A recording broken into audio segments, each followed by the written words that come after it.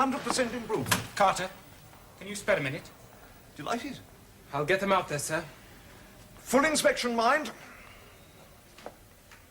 Now, what can I do for you, old man? You referred to my house as the Kremlin in front of a class of fifth formers. What's all the fuss about? I asked you a question. Have you or haven't you? What if I have? You are a red, aren't you? I want an apology. Look, it was a joke, man. Where's your sense of humour? Can't you take a joke? Not that kind of joke, and not in front of the boys. It was crass, stupid, and unprofessional. And you'll apologize to me. I damn well won't. Who the hell do you think you are? Barging into my rooms, trying to bully me? It won't wash, man. Look, I know you've been through a lot. I feel damn sorry. I don't want your sympathy. But you seem to think you can get away with anything. You are not responsible. You're a danger to yourself, to everybody else. You are not fit to be in charge of boys. Take that back. Damn well won't. It's true. Hanged if I know why you haven't been asked to resign for disloyalty. Disloyalty to whom? You don't even know. To the country, man. To the parents who send their sons here. They expect you to give them an education, and you end up giving them a lesson in class hatred. Now get out of my rooms. I've got work to do. Disloyalty to the country. Well, that's great coming from you, boy. I spent 3 years in the bloody trenches fighting for trench dodgers like you with gammy knees. Oh, it came in very handy, that knee, didn't it? Instant bloody collapse at the side of a troopship. Get out of here. Get back to the gutter. Don't touch me.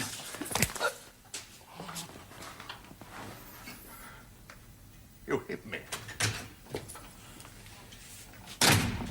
I won't apologize for coming straight in. It was hardly a private conversation, was it? Do you know you could be heard right across the quad? He hit me. I'm sorry. Came in here making vile accusations and he wouldn't go away, so I tried to make him go away, then he hit me. I take it, Pilot Jones, you won't hit me if I tell you to take yourself off now.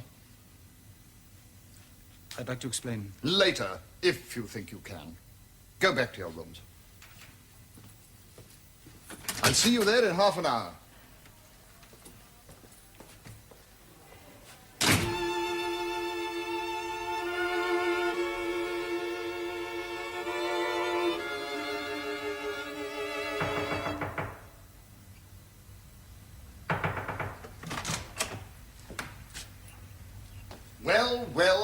Well. You can pour me one of those if you don't need it all yourself. And nothing with it. You don't have to tell me. We both made bloody fools of ourselves. Me in particular. I did hit him.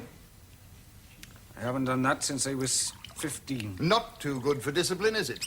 Poor old Carter. He's misguided, in my opinion, but he believes the most important way to measure a man is to ask how he stands up to the challenge of war.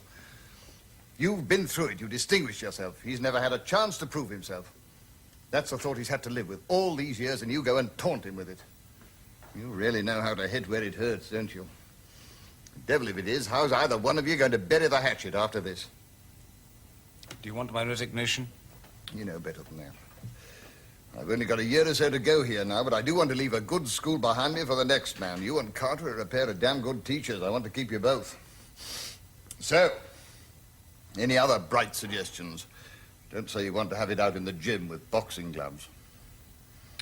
I could apologize in writing. Just admit I lost my temper and not mention the other business. Don't expect an apology from him. You hurt him far more than he hurt you. Yes, I'll do that for you. After all you've done for me. I've been trying to think what Beth would have thought about it all. She'd never have let you go over there, my boy. She'd have tied you to that chair till she'd got you laughing at the whole silly business. David, you've got to find something else to live for. Beth's been dead for 5 years. You've got to let her go, David. If teaching's not enough for you just now, what about that book you were working on? What, the Royal Heifer, was it? Tigress. The Royal Tigress. Get it out, man. Have another look at it. No, that's dead now. I don't even remember what got me so excited about it. Yeah, but you will, if you give yourself a chance. Oh. This will be the first time I've been tipsy in chapel. You get that letter written. Yes, sir. And no more fights without consulting me.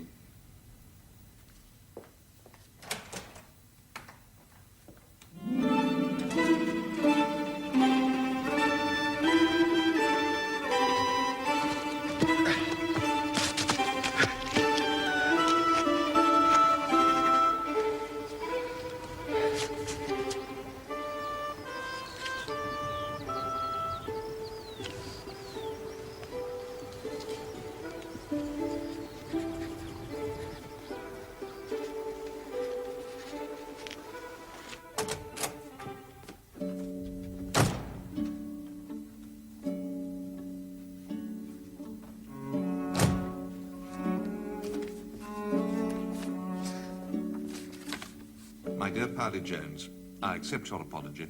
I should not have lost my temper. It was unprofessional, as was my remark in the laboratory. Yours sincerely, T.S. Carter.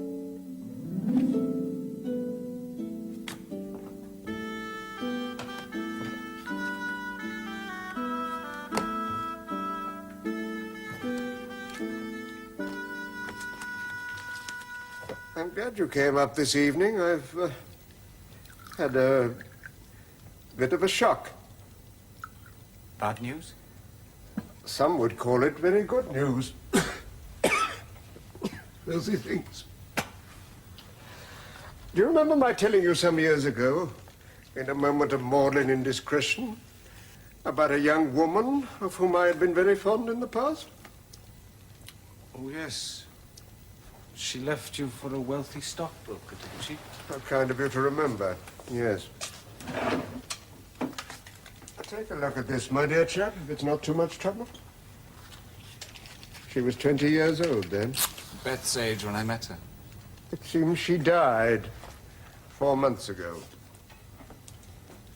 Oh, I'm sorry. Yes. You didn't know? You weren't in touch? What do you think? She had a son almost as old as you. I'm sorry. How did you find out? From the solicitor. She left me £8,000. Good God. To Ian Howarth, whom I remember with the greatest affection. That's what she said. And I had imagined all these extravagantly pointless years that she'd been perfectly happy with a stockbroker. £8,000? That's a small fortune. What are you going to do with it? Put it in the bank, man. What do I want with it? I don't give a damn about the money.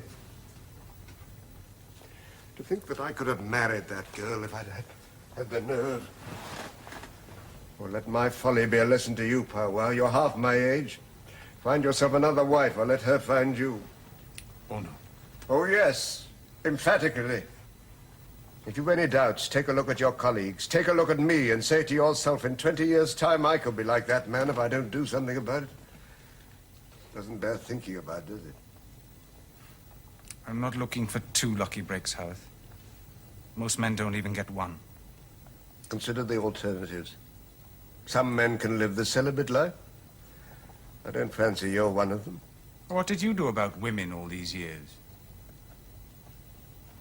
Your appetite for sordid revelations never ceases to astonish me. Do you really want me to tell you? No, I'm sorry. It's none of my business. You don't use the unicorn at Chalacombe, do you? No. Then you probably won't have noticed the young woman who serves in the residence lounge bar. Young, I should say, when I first made her acquaintance. A generous and 100% improved. Carter, can you spare a minute? Delighted. I'll get them out there, sir. Full inspection, mind. Now, what can I do for you, old man? Have you referred to my house as the Kremlin in front of a class of fifth formers? What's all the fuss about? I asked you a question. Have you or haven't you? What if I have? You are a red, aren't you? I want an apology. Look, it was a joke, man. Where's your sense of humor? Can't you take a joke? Not that kind of joke, and not in front of the boys. It was crass, stupid, and unprofessional. And you'll apologize to me. I damn well won't. Who the hell do you think you are? Barging into my rooms, trying to bully me? It won't wash, man. Look, I know you've been through a lot. I feel damn sorry. I don't want your But you sympathy. seem to think you can get away with anything. You are not responsible. You're a danger to yourself, to everybody else. You are not fit to be in charge of boys. Take that back. Damn well won't. It's true. Hanged if I know why you haven't been asked to resign for disloyalty. Disloyalty to whom? You don't even know. To the country, man. To the parents who send their sons here. They expect you to give them an education, and you end up giving them a